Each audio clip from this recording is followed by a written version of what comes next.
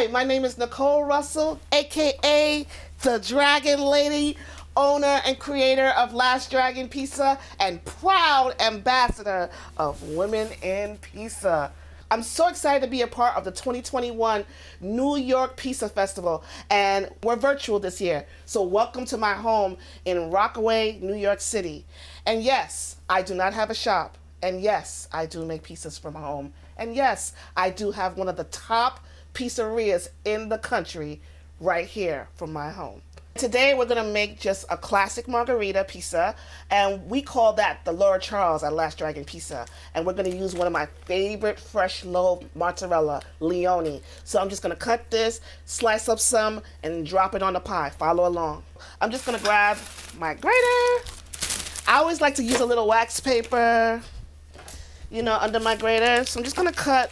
Usually I would, weigh this out, but that's enough for a pizza. What do you guys think? I think so. For margherita, you don't have to cover the whole entire pizza. So what I'm gonna do is I'm gonna use the little fat side of the grater. I'm just gonna hand shred some fresh loaved Leone fresh mozzarella. I love the way this cheese melts. And I love the way that this cheese tastes. You know what else I like about this cheese?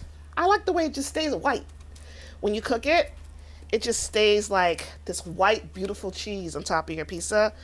And when we're shredding, we don't have to be perfect, because actually it's a margherita and I could just break the cheese up. But I just wanted to just show you how I'm just gonna put my cheese together for my pie. I have a dough ready to go. And this dough, even though I'm making a margherita pie, it's not a Neapolitan. It's not a Neapolitan margherita pie. It's going to be more of a New York crust.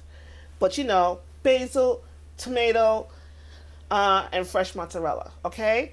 So this dough that I made it like a day ago, and I would say it's about 62% hydration, okay? So let's just roll that out. So I like to use semola. This is also a Caputo product, instead of flour to roll out my dough.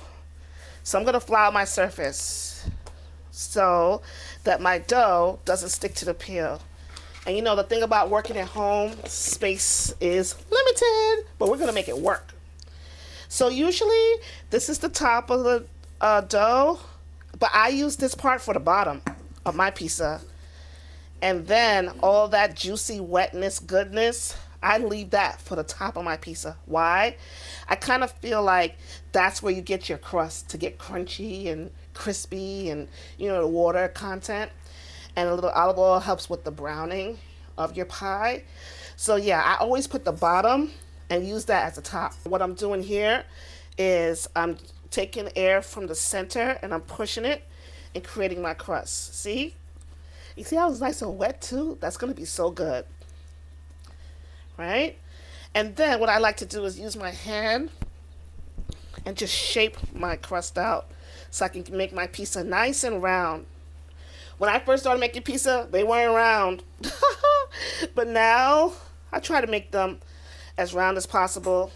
I'm just gonna put a little extra semola down to make sure it doesn't stick. So I started making pizza, just as a fluke, and my sister was my guinea pig, and one day I made pizza and she was like, this is pretty good, and then I just started to get super excited about making pizza.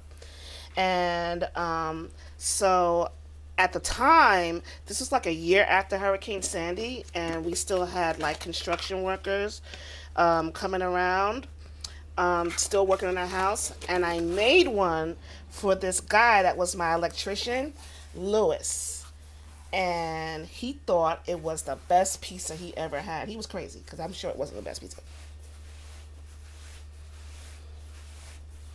And now I'm just stretching the pizza, opening it up a bit. So Lewis was one of the electricians working on my house. and he tried my pizza. He said it was the best pizza he ever had. So the next day he was like, I'm coming back to buy it. And I was like, you would buy this pizza? He was like, yeah. So he came the next day, and I was already playing with the notion of selling pizza to my family for Super Bowl. This was now for 2014, right? So I was like looking for boxes already and everything like that, and coming up with concepts already. So when he came, I just said, let me order these boxes, I need them. I didn't know it would come the next day. So when he came the following day to get pizza, I had the box. I was, used to be a graphic designer, so I just made this like flyer, and boom, Louis became my first customer. Now, I had no intention of pizza being my career or now my life. I literally don't do anything else but make pizza, right? What happened was Louis told a friend, and another friend, then another friend, and the next thing you know, through word of mouth, I had a small business, and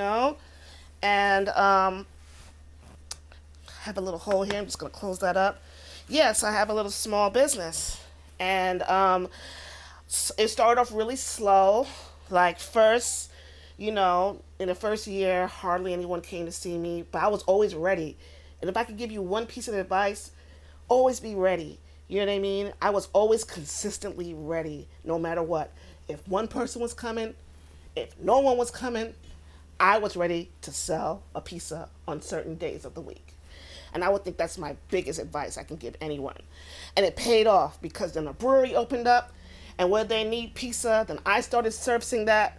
And then I went from this little thing to this big old following. And now I am opening a shop in New York City. So I'm so excited. And yeah, so now that we have our pizza, another way to stretch pizza is to use the gravity of the table to open your dough. And I do, again, have a little hole, but I'm going to close it up, and we're going to be just fine. So now, what I'm going to do is I'm going to grab my peel. I'm going to take some of that flour that's on the counter and just put it on my peel, right? This is going to give us a little slip, so when I'm launching it, it slips right off. I'm going to take this. I'm going to put my pizza here, my dough. Then I'm going to take a little sauce, and this is chow tomato. And I don't cook my sauce. This is just hand-crushed, whole Italian peeled tomatoes, right? And I have a little seasoning in there, a little oregano. It already comes with basil, so it's already delicious right out the can. So I'm going to take some sauce, not too much. Just put it on here, spread it all around.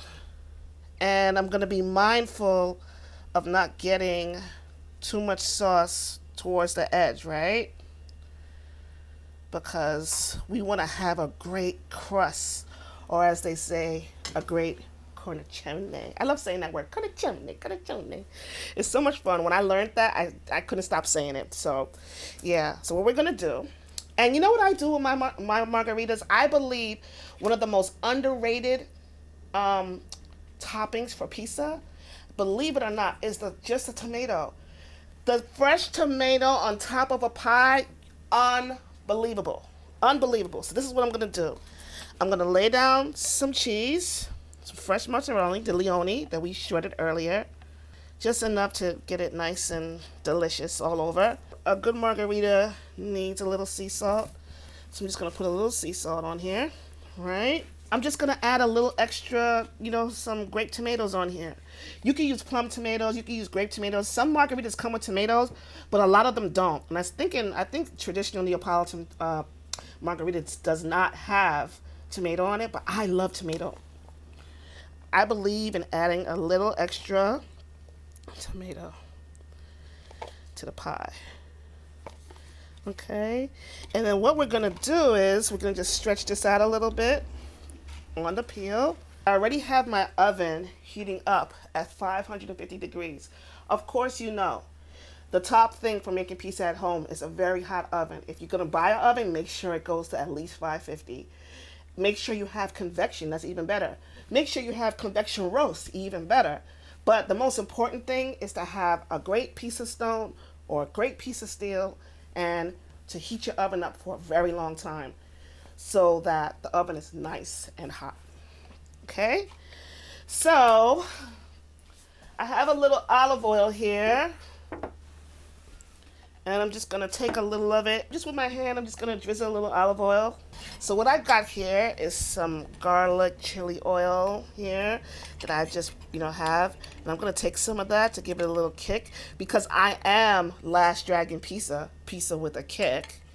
So we're going to just put a little chili oil all over that, right? So it's going to be nice and garlicky, and it's going to be a little spicy, but and of course use Calabria red peppers. They are the best. So boom, we have our garlic chili oil here, and we're gonna launch this baby in the oven. So I have 2 baking steels, one at the bottom, one at the top. I'm gonna start it on the bottom, right, and keep the top one nice and hot, and then 5 minutes later I'm gonna move it from the bottom, put it on the top.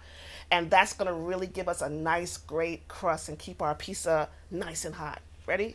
Let's go. Okay.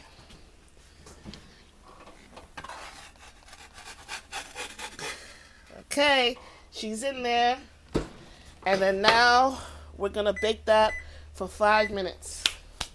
When you're making that pizza at home, just, clean as you go so you don't have a huge mess later. The timer went off, so now I'm going to switch off the regular bake setting and I'm going to put it on convection broil. That's going to allow the fire to come on the top. So now I'm going to move my pizza from the bottom level to the top level. Okay? And what we're going to do is we're going to let that roast and get brown, for about 2 minutes, and I'm going to check it. And then another thing when you're making pizza at home is you got to know where your hot spots are in your oven, right? How do you know that? When you look at the pizza, one side will be brown, one side will be white. So what I'm going to do is I'm going to look for my hot spots. I'm going to turn the pizza towards where the heat is and just make sure it's brown all around. This pizza is ready. Oh my goodness!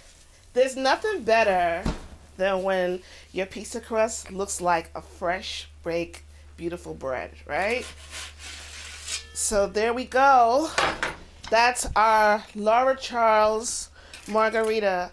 And what I'm gonna do is I'm just gonna take some fresh cleaned basil, of course, and I'm just gonna top it with some basil here.